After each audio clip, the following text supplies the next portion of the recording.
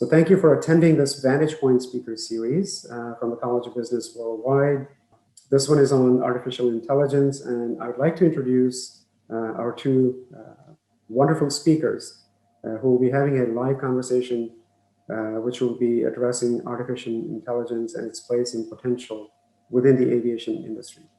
Our first speaker is Jason. Jason Dumkowitz is the product owner for the operations planning team at NetJets Aviation out of Columbus, Ohio. During his 24 years with NetJets, Jason has worked with and led various teams in the operation and owner services areas of the business. In his current role, he's responsible for the successful development and delivery of software products for the operation and operations planning teams.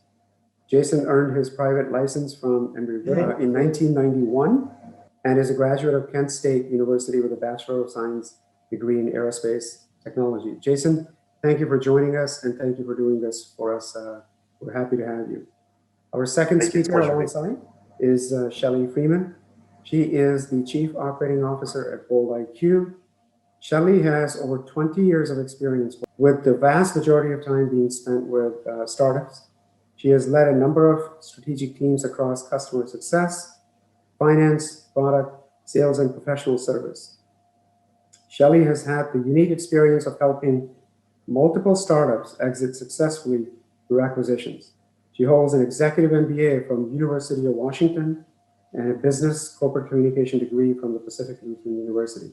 Jason and Shelley, I welcome you both once again. Thank you for joining us. Thank you for taking the time to address and speak to such a wonderful topic. So I'm going to turn it over to both of you, Jason and Shelley. Jason and I are both excited to be here with you guys today. As you now know who we are, we'll go through a quick overview of NetJets and give you NetJets at a glance, an overview of BoldIQ and who we are. We'll talk about our partnership, and then we will go into some more details about how AI and technology are transforming the operations at NetJets. Throughout the whole conversation, please ask questions in the chat box. It's open, it's being monitored, and I know Jason is happy to answer any questions you might have. So with that, I'll let Jason go ahead and give you an overview of NetJets. It's very kind of you, Shelley. Thank you. And to everybody at Embry-Riddle, thank you very much for having us. It's a pleasure to be here. As Manish mentioned, I did attend Embry-Riddle for a year, so it's exciting to be back and speaking to this team. It was a good time when I was there. So happy to call Embry-Riddle home for that time frame. So starting off, just talking about NetJets for those that may be familiar with NetJets or those that aren't, or may have just a very high level knowledge of what we do. We just want to start off with what we do. So our mission, and our mission is very important, it's to enhance the life of each owner one exceptional travel experience at a time. So how do we do that? When we're building the schedule at NetJets, it's really about how do we make sure that we maintain that thought process and that attitude every time we put a schedule together. And that's really based off of safety, and safety of our owners, our crew members, and our team members is the first consideration.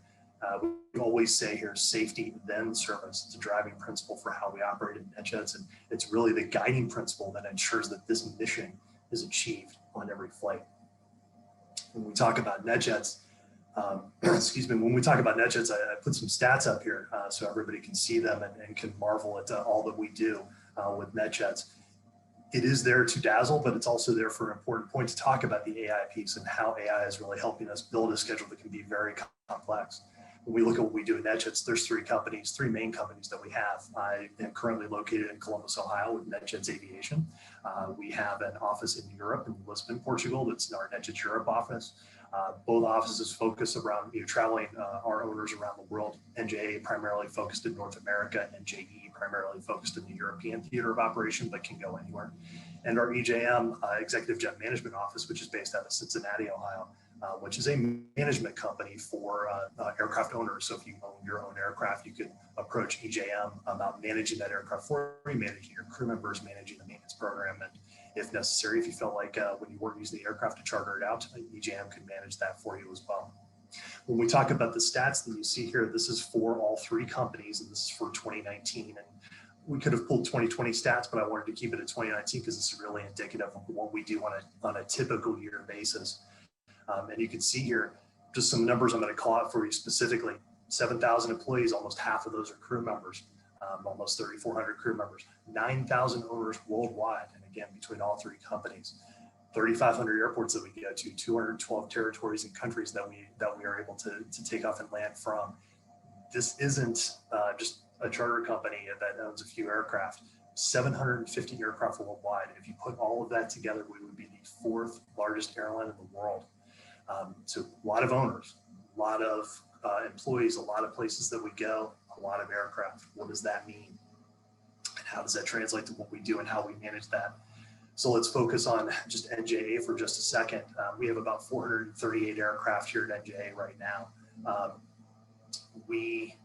Our owners, and all 9,000 owners, can give us as little as 4 hours notice that they want to go from A to B, wherever that may be.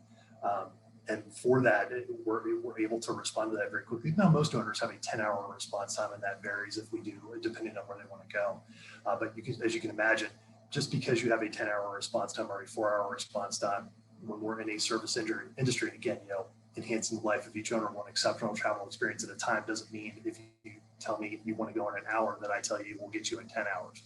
We try to get them as quickly as possible. We try to recover that. We try to make sure that we can, again, enhance that owner's life, make sure that they're taken care of, because whatever they're doing is very important. We want to make sure we're a part of that and we can be a seamless part of that travel for them. 750 aircraft, again, the fourth largest airline in the world. If you put that all together, essentially with that response time, with our owners, with that aircraft, we're essentially an on-demand airline, which, as you can imagine, is very tricky to manage through.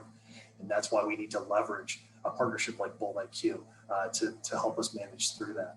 So just to kind of give you a feel for what we do at NJA every day, we have 350, on average, about 350 owner flights a day. We have about 800 crew members that we utilize every day, and we have about 360 available aircraft every day. So take your owners, take your aircraft, take your crew members, put that all together, and then throw about 300, not an exaggeration, rules that we put on top of that, whether those are federal aviation regulations, if they're contractual obligations we have for the crew members, or if they're just rules that we have internally for process management. All those have to be managed together to build a schedule that's both financially efficient and runs on time. And again, leveraging that partnership with Bold IQ, their AI system and solver, really is what helps us manage to that level of success in such a complex environment. With that, I'll turn it back over to Shelley to talk about Bold IQ. Thanks, Jason.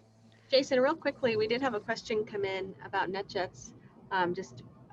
What's the ratio of company-owned aircraft to privately owned aircraft? I don't know that I have that information right off the top of my head. I can certainly find it for you and then definitely get an answer back to you on that piece.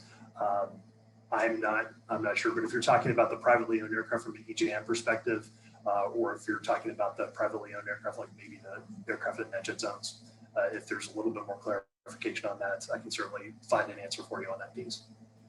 Thank you very much. Okay, great. So Bold IQ's mission is to provide state-of-the-art technology that allows our clients to operate at a greater utilization. So fully optimize their assets. So as Jason was talking about, pilots, crews, airplanes to maximize their efficiency, all in real time. Over the past 10 years, we've been developing our AI-driven software to embrace the constant change and disruptions that our customers experience in their operations on a daily basis, even sometimes on an hourly or minute-by-minute basis. As Jason said, they're flying a lot of aircraft. They're dealing with a lot of different scenarios that play out throughout the day. So we allow our customers to create optimal and actionable, feasible plans that are adherent to all the rules and regulations, whether that be operational schedules. So for instance, with NetJets, we work with them to create next day schedules or 2-day schedules. With other clients, they may create 7-day schedules or upwards of a 30-month or 30-day schedule, a month schedule for their crews. We allow our customers to recover from disruption in real time. So we can isolate the operational schedule to allow those customers, or to allow our customers to recover from that disruption that may happen during the day. So it could be a good disruption. It could be that they're getting new bookings in. So as Jason said, within 4 hours, they have to fulfill those new bookings that they have come in. So it may be good disruptions. It may also be bad disruptions, weather delays, unplanned grounding. of a airplane because maybe a windshield got chipped, crew getting sick, unexpected airport closures. So there's a lot of different types of disruptions that happen throughout the day. And we allow our customers to isolate their operational schedule and handle those real-time disruptions within seconds and get multiple solutions back to recover from those disruptions. We also help our customers with instant availability checks. So as new demand comes in, they have the ability to look at their fleet, to look at their crew, see where everybody's at, and understand instantly if they can fulfill that new demand that's coming in. We also help our customers with long-term planning. So as customers are looking to set up new maintenance spaces, or they're looking to create new hubs for their crew, they can do some long-term planning and understand what the cost of that's going to be to their schedule on a daily basis. As we're doing all of these different things, we have to take into account, as Jason was saying, all of the aspects of these complex operations, including all of the demand that they have, the resources that they have, the objectives of the day. And Jason will give you some great examples later on about how objectives change, how some of the objectives changed for NetJets as COVID hit a year ago, and as they had to change the way that they did crews, the way they overnighted their crews, and they had to make some significant changes to their operations. We also have to take into account all the business rules and regulations, the FAA regulations, EASA regulations, different country regulations. Like Jason said, there's upwards of 300 business rules that we have to apply each time we create these schedules or create these disruption recovery scenarios for our customers. So how we do this is we actually have a generic heuristic engine that we use to solve the problems. So all of these problems, as you can imagine, are intractable problems. They're hard to control.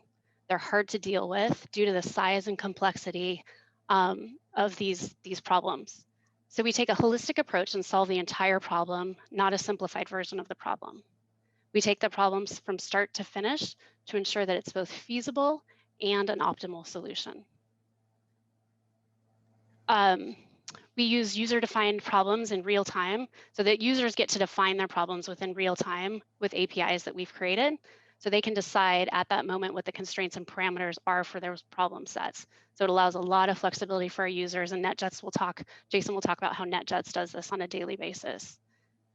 We've also had to develop proprietary language that we use in front of that problem. We formulate the problem, we model that problem, and that allows us to send that problem into our generic engine. So the heuristic engine that creates these solutions for our customers. It's very powerful. It gives us flexibility in solving multiple problem sets, and that generic engine can be used across multiple different verticals. So aviation being one of those, logistics, some other different verticals. So that's how we've applied, or that's how we have created our solution to solve these problems. We are in the cloud. So that allows us to dynamically scale with a very high performance and parallel processing. So with that, Jason, I'll let you talk a little bit more about our partnership. Shelley, if you wouldn't mind, we do have a few questions for you that have come in. Is this a good time? Sure. So, BoldIQ able to transfer this to a different industry, for example, a manufacturing environment?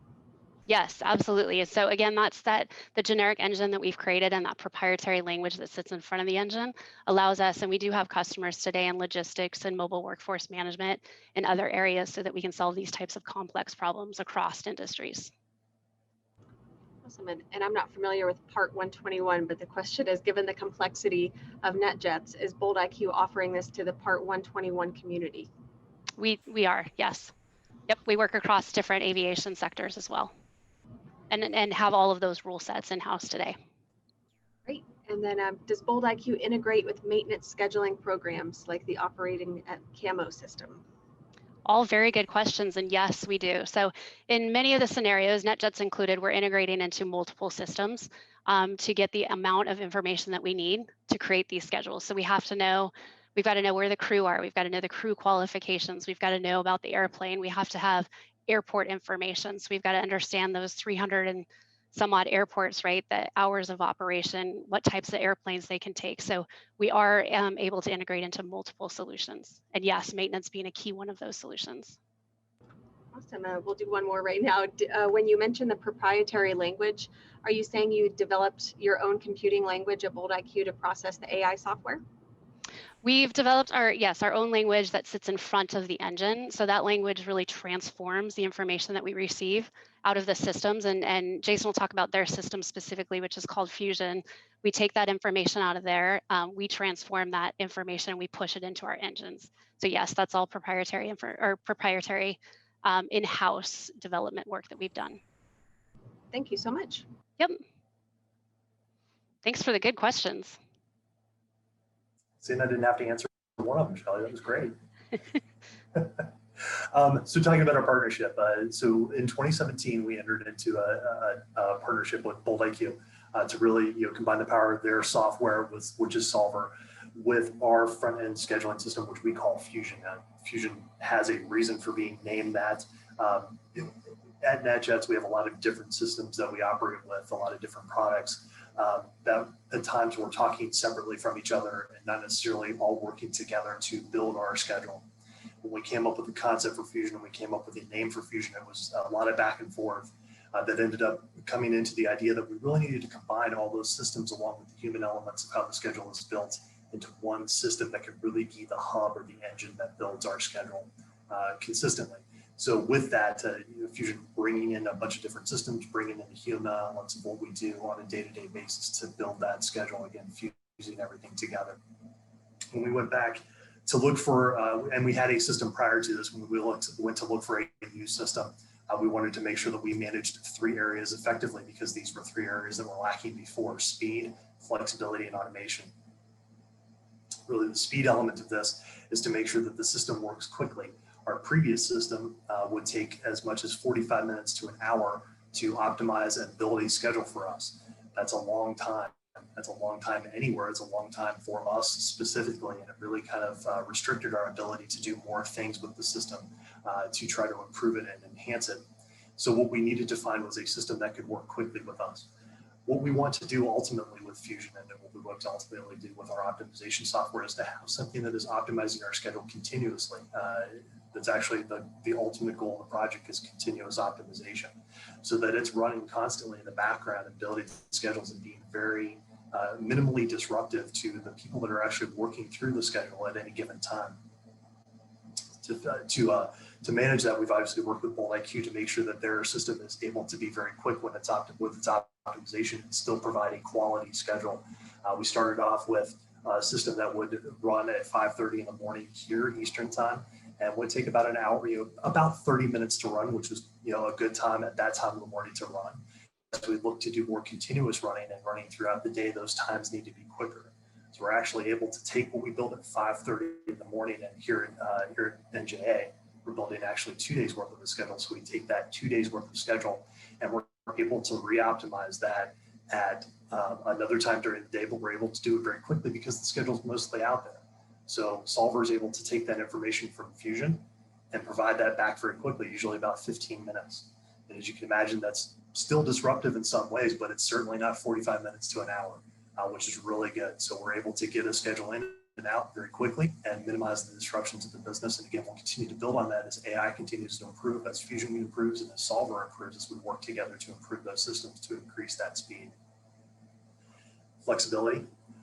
As with any business, rules change, right? Products change. The things that we want to deliver to our owners to make sure we're enhancing their lives changes relatively quickly. And we need to make sure that we have a system that's flexible with that can manage those changes. Rules change. I mentioned that we have contractual obligations for our crew members. Those rules change as well, both in NJA and NJE. So we need to make sure that our system can keep up with that. Our previous system couldn't. 2 to 3 weeks to make a change, 2 to 3 weeks to revert that change if we wanted to take it back out. That's an eternity. With our agile development process, with a dedicated product owner, which is me, with a dedicated IT team, we're able to make those changes. And IT teams, both at BoldIQ and at NetJets, we're able to make those changes very quickly. Not that this number means much to anybody that's outside of NetJets, but we were able to do 38 releases in 2020. That's pretty good. That's a release every 9 days. So we're able to update our system every 9 days with both information from BoldIQ and from internally to make sure that our system is constantly up to date with what's going on within the business. So that flexibility is very important. We also wanted to make sure we can control whatever type of schedule we wanted to build. In our previous system, we couldn't. With this now we can add different rules, we can remove different rules, we can change different settings on the go to make sure that we're able to build a schedule that matches the needs of the business at any given moment. Third piece was automation. We needed to make sure the system could do it on its own. But we needed to make sure that we didn't have to have somebody there pressing the button to make sure that the system was working and was constantly going. We've set this up to be automated. So as I mentioned, we run Fusion multiple times a day in 2 different systems that we have here. Our planning system actually runs 3 times a day. It's automated to run those 3 times. And our recovery system is actually automated to run anytime that there's a recovery event that's created for us. So that automation really plays into the fact that we need to be nimble and allow a system to do the things that a system should do, some of these routine tasks, and allow the people that are building the schedule to focus on more of the human elements. We talk about AI in this presentation, we talk about how great it is. There's still a lot of things that need to happen with AI to make it even better. And one of those things is managing those gray areas within the rule sets that we have. Not all rule sets are black and white or off and on. And that's where you really need the schedulers that are there working on that to really kind of manage through and massage those human elements of the schedule, while Fusion and Solver work on the background to make sure that the rest of the schedule is managed accordingly. So again, speed, flexibility, automation, we're able to do all those things now. We just continue to improve upon those as we move forward with the system and as we work together with BoldIQ. Yeah, and to support what NetJets and what their team is doing, obviously we've had to build a very robust 24/7 support system behind that. We've had to build a very flexible piece of software that allows for those updates. And like Jason said, we work in sync with them on the agile development process so that we can release new rule sets, release new changes that they need to see very quickly to give them that flexibility in the system. And so we've had to build that on the back end. We've had to build our system so that it can easily ingest and take new rule sets, so we can easily test those rule sets and ensure that they don't, affect the 300 other rules that are in the system today. So it gets very complex, but we've been able to build libraries that allow us to really quite easily modify and add information to the system as NetJets and our other clients need those changes, or as FAA changes their rules, or EASA. And then, of course, we understand that this is so critical to their business and critical to them running every day. So we've put in that robust support behind it to ensure that we support them 24/7, as Jason has teams also that are working around the clock to ensure that they continuously run and everything runs smoothly for their teams on the front end. If this is a good time for a couple questions, let me clear a few. Given the great amount of data sharing, can you comment on BoldIQ's cybersecurity posture and any developing threats you see coming on the horizon? That's a great question, and that's part of the reason that we are in the cloud, that we do use Azure in this instance, is the provider we use. They have top-notch security. So we do on both sides. NetJets uses Azure as well, and so we use the security that they offer. Actually, Shelley, we use AWS. So it's AWS on our side that connects with your Azure. Okay, thank you. Connection. So, thanks for clarifying. Yeah.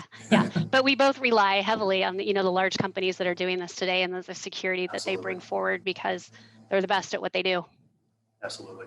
And when we talk about safety and that safety of being a pillar of what we do, safety then service, our IT security is part of that safety element to our business. We need to make sure that all of our data is safe and secure, and working with AWS and being able to work with Azure as well has helped us ensure that security is there.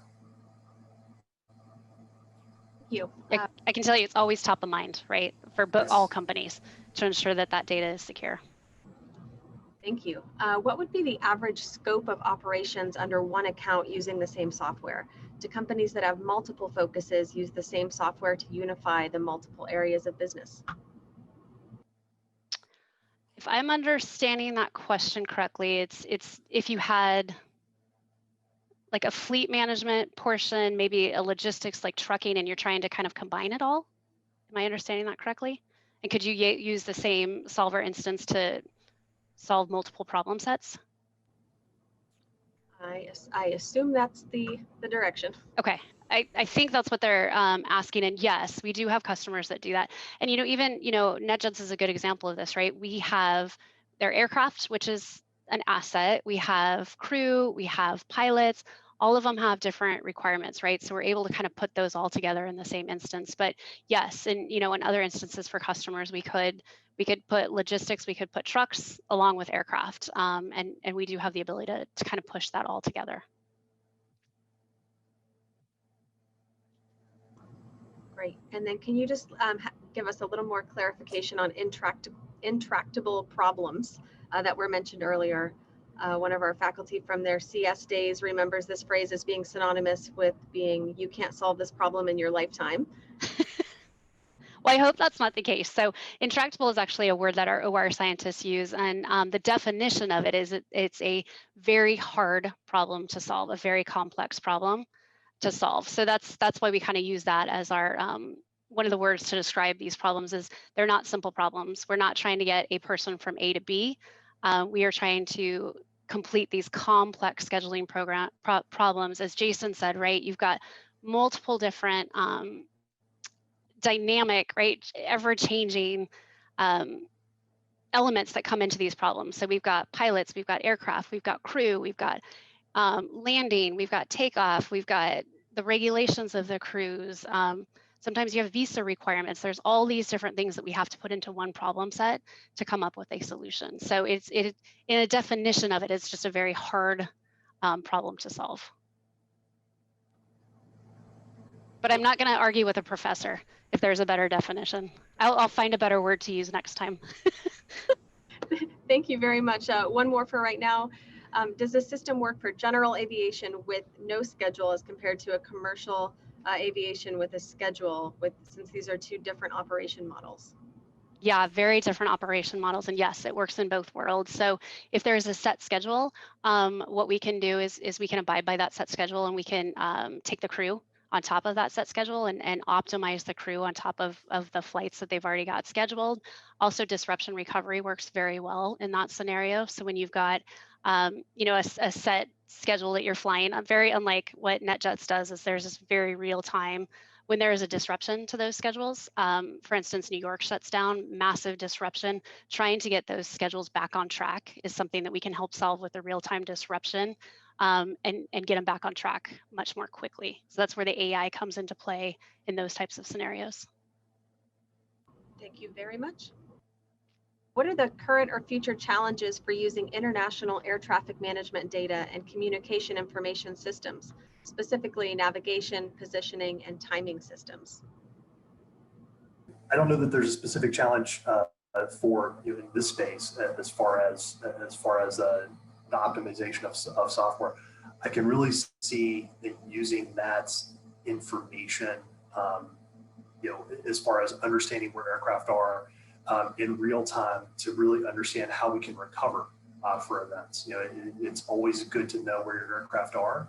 And in that situation, I could see using that information and leveraging that information to really, hey, the aircraft is here, and it would be great if we could drop them in to pick up or recover this trip to do that type of scheduling.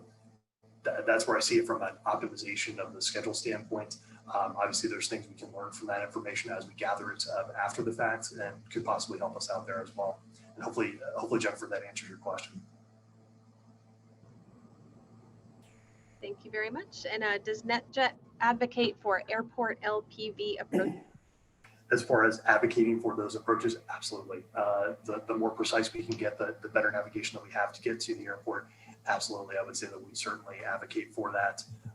And I know that in the past, without giving too many details, I know that in the past we have worked with different airports to create those approaches to ensure that our aircraft can get in and out and can perform safely to make sure that they're able to arrive and depart from those airports. Doing that one, let me answer the next Yeah, please. question. Go ahead. From Jason. So he's asking about pilots, crews, airplanes, and maximizing efficiency at NetJets. And is that operating a regular schedule, or is that building a schedule based on the owner's needs? I think is the question there. And as I think Jason alluded to earlier, so it's all about building a schedule based on owner's needs. There are no set flights. From a NetJets perspective, they have sometimes 4 hours, sometimes a little bit longer, to fulfill the needs of their customers when they request a flight, to get them, by the time they request, to get them up in the air. Sometimes they have as little as 4 hours. So that schedule is dynamically changing all the time, and we're constantly building it for NetJets on a daily and sometimes hourly or minute basis as those new requests come through. Thank you so much for those answers. And if we do have time for one more here, it was just a clarification on the privately owned aircraft that you might be maintaining or leasing as opposed to NetJets owned aircraft. So the aircraft that we have at NJ and NJE are owned. Obviously, we have fractional ownership, which is the program that we have. So that fractional ownership piece allows most of our owners to be listed as an owner on those aircraft. NetJets obviously operates those aircraft for our owners. But when we talk about our EJM operation, we're looking at probably somewhere in the neighborhood of 150 to 200 aircraft that are owned by that entity, but then are managed by EJM. So really, when you're talking about the aircraft that NetJets owns versus the aircraft that are owned privately, that's your ratio. Thank you. And is there a set of rules built in that takes into account crew rest requirements, fatigue management system per se? Actually, yeah, we do have a very robust fatigue management system here at NetJets that allows us to manage that. Again, safety being the number one, safety and service, safety being the number one priority for our company. We want to make sure that we are managing that fatigue risk management effectively. And actually, I would call it, personally, call it a leading edge and certainly an industry benchmark for how we manage fatigue for our crew members. It is obviously it's a very serious concern, and we want to make sure that we're taking care of it seriously. So we do have some fatigue risk management software internally, and then we also try to leverage a lot of what we've learned from that fatigue risk management software to help Fusion manage the schedule as well effectively, so that we're not trying to create those scenarios that would be fatiguing situations for our crew members. Thank you very much. I do notice that there's several hands raised. If you wouldn't mind just typing your questions right into the Q&A, and we'll get to as many as we can. But Jason and Shelley, if you would like to continue, I'll keep collecting questions. Okay, great. We will skip ahead and talk a little bit more about our partnership. Did you want to talk about the shared vision, Shelley? Oh, did I skip it? Sorry, I'm going back, Jason. Okay. Just want to make sure, because I love this quote. I just want to talk about this quote. It's my favorite part of the presentation. So with this, we do obviously a partnership that we have. It has to be very robust. We have to have a shared vision for what we want to accomplish. And Shelley and I talked about this quite a bit, and this is something we adopted here in NetJets, and we brought VoltIQ into this as far as having a shared vision for what we want to do. I won't necessarily read it out, but I do want to call one specific part of this shared vision out to everybody. It's the trusted by all piece in the first paragraph. Obviously, we want to make sure that the system is trusted, that everybody that interacts with our schedule, and there are a lot of different entities throughout NetJets that interact with our schedule. We want to make sure that everybody that sees that can trust what Fusion Solver is building to the timeline for us is correct, and it's managing through all the needs that are there for the business. Again, it may sound simple, but it really isn't. It's very, very hard to build that trust, and it's very easy to lose it very quickly. One of the things we do to manage through that is having a very robust feedback loop within the business to make sure people have the opportunity to provide us feedback at any moment, whether it's small, big, whatever it is. We always say, the whole safety a mantra, if you see something, say something. We always say that about Fusion as well. If you see something, just let us know, because we want to make sure that it is better so that you do trust it. The quote, this came about very early in the project, and it was something that we heard that one of our users really wanted to make sure that they understood we understood what they were looking for from this product. And let me do it right. Wow, I have a tool that helps me do my job.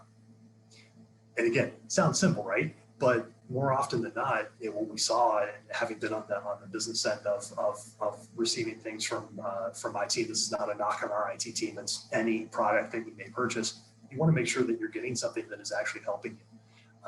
And to that end, we wanted to make sure Fusion was that product for a lot of people across the business. It's helping them do their job. It's not there to allow them to basically create more work for them, right? We don't want to see people creating workarounds with what we do and what Solver and Fusion produce on a day-to-day basis.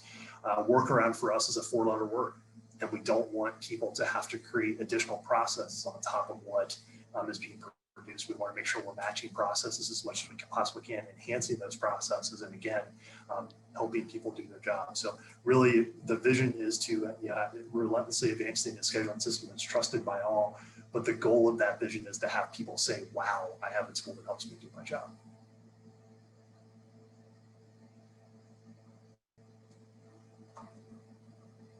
Shelly, what do you want to add to that? I'm going to keep moving to the next one, and I see a bunch of questions coming up too. Awesome. Would you like one? Are you on a roll? Sure. Yeah, no, go ahead. So because you both use a large company's mainframe, is scaling not an issue for you? That's correct. Yeah. So because we're able to take advantage of the cloud and take advantage of parallel processing, we haven't had an issue with any scaling. And I can tell you, NetJets right now is our largest customer as far as data and as far as volume of data that we get, and we haven't run into any issues. I will. I'm going to keep collecting questions, but go right ahead. Okay. All right, Jason, I'll let you talk about this one a little more. So was our partnership successful? I would say that these two pictures are actually one element of why our partnership is successful. It's a fun picture. It's the Fusion team on the left, the Bold IQ team on the right, and it's everybody wearing a Fusion t-shirt. So why is that indicative of our partnership and its success? And I would say that it's the little things, right? It's taking care of people. A lot of times in businesses, you see this vendor business or vendor or contractor business relationship, and it's very transactional, right? Here's this, you do this, I get that back, thank you. Here's this, do this, get that back. Okay, now we're done, go away. We knew that this was going to be a long-term partnership. How we build our schedule is integral to everything that we do every day, and we wanted to make sure that we had a partner in that was as bought into what we're doing as we are, if not more. Sending t-shirts to Bold IQ was the least that we thought we could do. And it's great to see them participating in that and being a partner with us to again, it's a t-shirt, but it's more than that, right? It's showing that we feel that they're part of the Fusion team. They're really helping us. They're really helping us build this product for NetJets to make it grow and to make it succeed. So where we see that pay off, and again, that relationship started very early. So back to 2017 when we first started, we were able to work very well with that team, and we were able to go from making signing contracts and creating and having a handshake and being able to go, okay, let's go. 10 months. In 10 months, we had a workable product for NJA. To me, that still boggles my mind that we were able to do it in that short of amount of time, and a product that works well. I mean, it's not perfect, and the whole purpose of Agile is to not build a perfect product initially. It's to build a product that's the minimum viable product, or as some people call it, the minimum lovable product that can go out. And then you build upon that over time, which is exactly what we've done in the 2+ years that we've had Fusion at NJA. We've seen it build, across, and the same thing for NJE. We've seen it build and build and build on the initial release. And that partnership is part of that, and the reason that happens. We listen to the business problems. We talk about the robust feedback loop that we have, and that plays hand in hand with what we work with on Bold IQ and Solver piece to make sure that they understand what the problems are here and how they can create solutions that improve not only Fusion but also Solver as well. And never believing that there's a limitation to anything that either company can do. It would be very easy to go, well, they can't do that, or Bold IQ could say, well, NetJets or Fusion can't do that. We never believe in those limitations. We always know that the sky's the limit for us, and that's just not an aviation,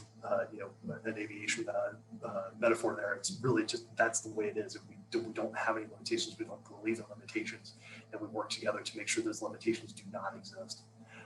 This all plays into and leads up to our the COVID pandemic, really. So if you think back to last March, everyone's trying to wonder what's going to happen, what's going to be the world that we're going to live in. And from an aviation standpoint, I think everybody knows. I'm sure it's been a while since anybody's been on an airline. I know personally for me, it's been about a year since I've been on an actual airline flight to go anywhere. In March and April, it was the same. Nobody really wanted to travel anywhere. Nobody really wanted to do anything. How do we manage that? How do we manage that when that does come back, when that demand comes back? How do we make sure that our crew members and our owners are safe? What are the things we need to do when we build a schedule to make sure that's the case? Lots of examples of how we were able to partner with Bold IQ throughout that entire process. The most important part of that is that we were able to partner throughout that entire process to make that happen, to ensure that both companies were successful, to ensure that our owners were safe, that our crew members were safe, and that they could still travel from A to B in that thought process of being safe and know that they're safe. And that could have never happened if we didn't have the partnership and the working relationship that we have between these two companies. So again, it's successful because we treat each other as equals, and that's important. Yeah, and I think it's also one thing I'll point out that is they definitely, we are definitely a partner, not a vendor to NetJets. We also take immense pride in our relationship with NetJets and the partnership that we've created there. You know, as Jason was saying earlier, NetJets is a company of 7,000 employees. We're a company of 25. So they took a chance on us too. They took a chance on technology. They took a chance on newer technology in the industry and took a chance on a smaller company. And we've been able to prove that we have been able to succeed very well. But it really says a lot about who NetJets is, and NetJets leaning forward with technology, and NetJets leaning forward into, you know, newer technology and into the startup world, and looking for really great solutions that can help them accelerate their business and accelerate their growth. So we do take immense pride in our relationship, and very much value the partnership, and we have a lot of fun working together. So we have a lot of fun. We meet regularly. The teams are constantly talking. We get to meet face to face, a lot of brainstorming, and a lot of talking about what the future is going to be too, right? And how do we continue to evolve the technology? How do we use predictive analytics? How do we take this to the next level and work together to do that? So it's very much a partnership where we do need to work on the day-to-day. We do need to solve the problems. We do need to ensure, you know, that as issues arise, we quickly deal with them. But we're also very much both mindful of the future and moving this product forward with new technology as we continue. And it's a long-term partnership, I think, which is important, right? We were both bought in. We're both bought in for, you know, a long period of time. So we're definitely on both sides here to make this work and here to make it stick. Shelley and Jason, I've got two questions. Fantastic presentation so far. Thank you for making it.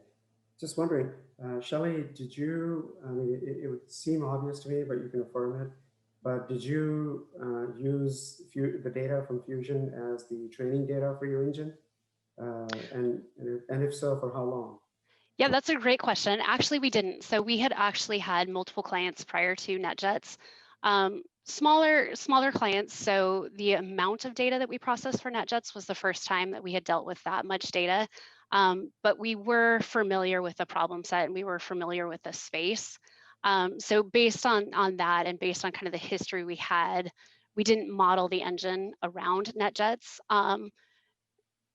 but we have definitely evolved it, right? Using NetJets and the complexity of NetJets, the amount, again, the sheer amount of data you're getting, and the change that's coming in. So we certainly, as we move forward, we use that. We use that for a lot of our planning on, you know, growth and things like that. But it wasn't our first customer.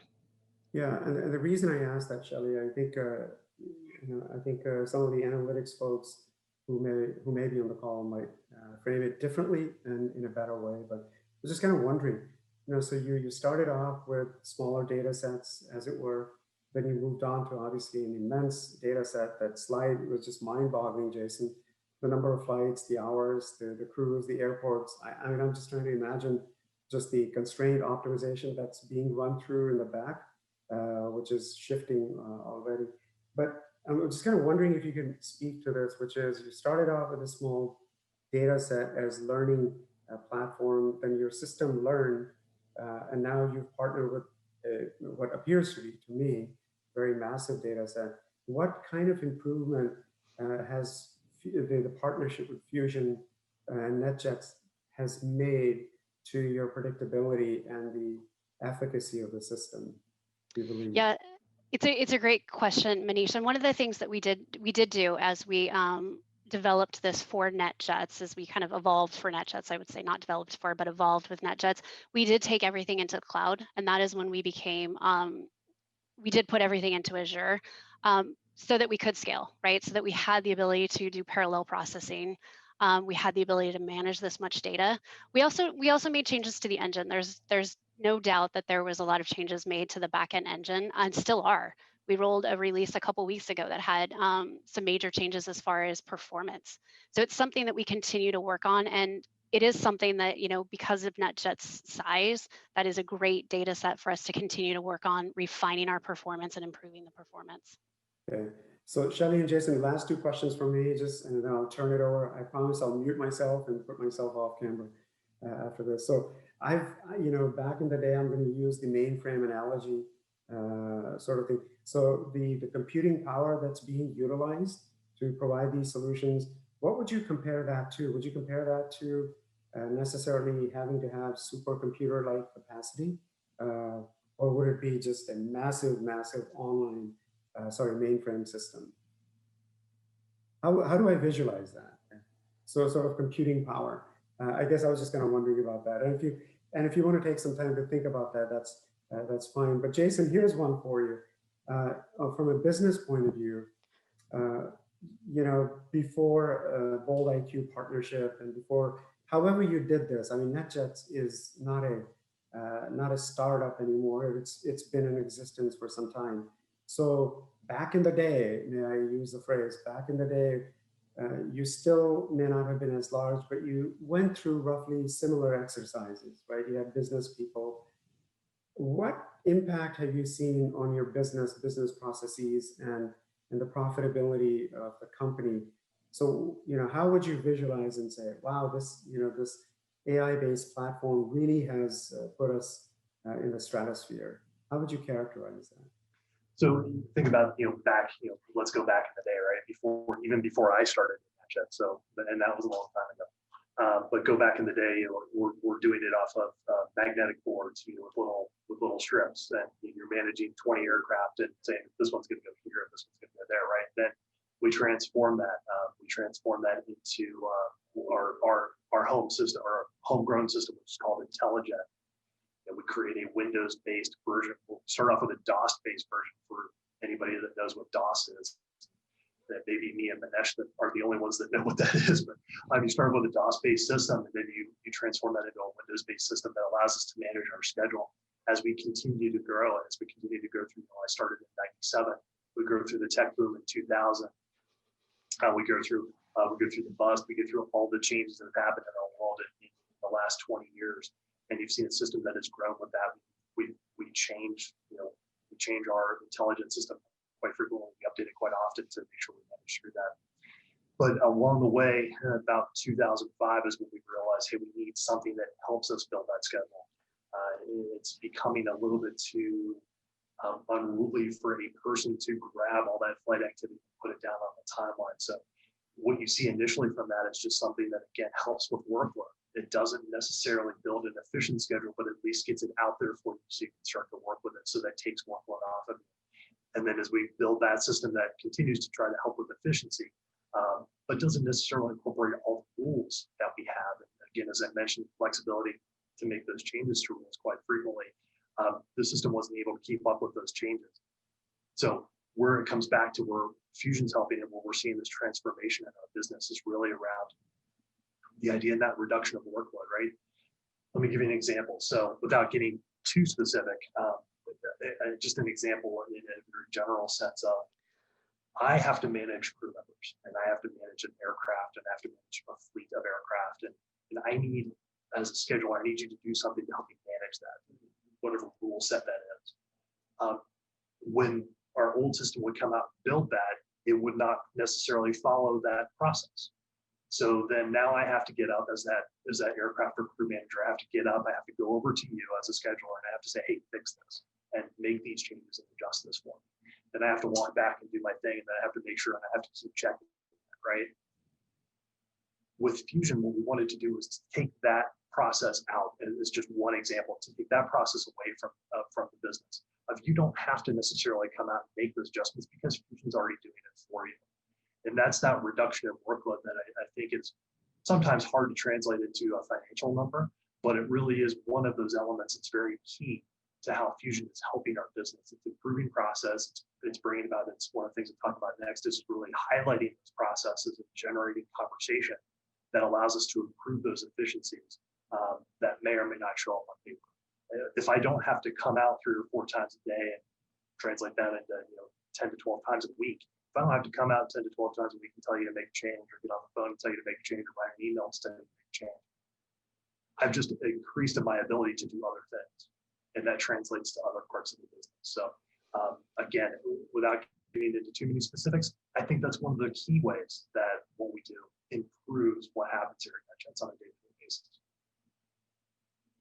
Okay, wonderful, Shelley and Jason. Thank you. I'm sure only there are a couple. The Q&A numbers keep rising, so I think there's some more questions that were coming up at 6:53. So go ahead. I can ask a few questions, or Shelley and Jason, did you want to wrap up and then we can ask questions with the remaining time? So I think, Shelley, we can finish up really quick, and then Yeah, I think we've got kind of just one more major slide, Jason, that you can walk through, and then yeah, we'll take questions.